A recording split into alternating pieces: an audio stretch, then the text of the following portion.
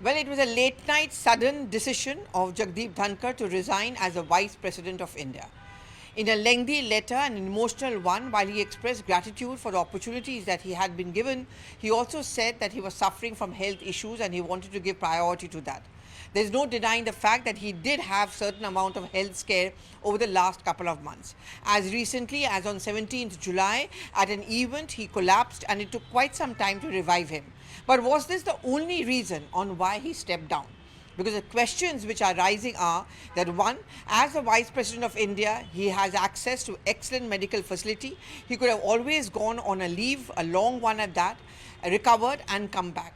Second, while he was carrying on his work normally throughout the Rajya Sabha yesterday, what is it that changed suddenly that he decided to resign?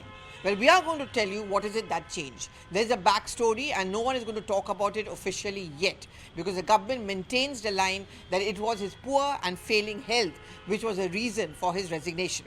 In fact, moments after his resignation was accepted by the President of India, the Prime Minister also reached out to him saying that he should get well soon. But what is it that went wrong? But it was a small event, but what we are being told by top government sources, it was something which was building up over the last couple of months. Not many were happy with the fact that he was speaking out of turn.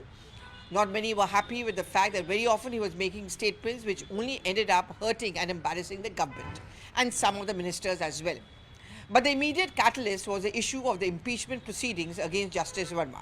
It all happened on a day when 145 MPs met the Speaker Om Birla, presented him a copy of the resolution seeking impeachment proceedings against Justice Varma.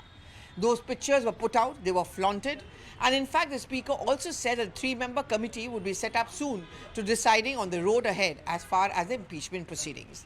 But the government's plan was to have a similar kind of a photo op as far as Rajya Sabha is concerned. Given the gravity of the situation, the government was keen to have a simultaneous impeachment resolution both in Lok Sabha and in Rajya Sabha.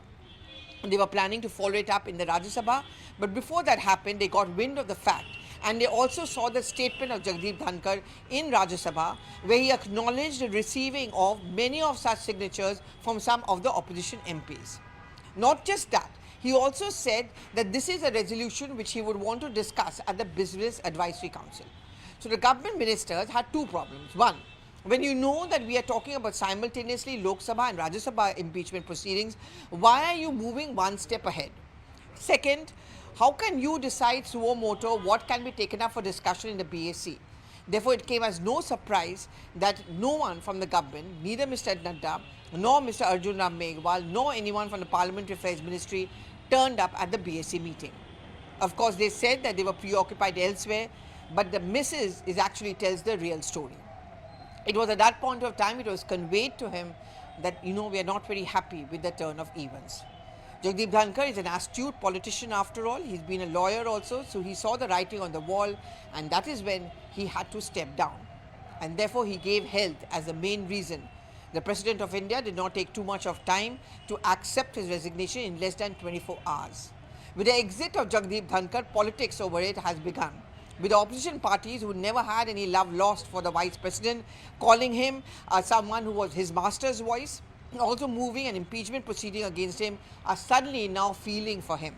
But they are firing from the shoulder of the former Vice President of India on the government and on the Prime Minister.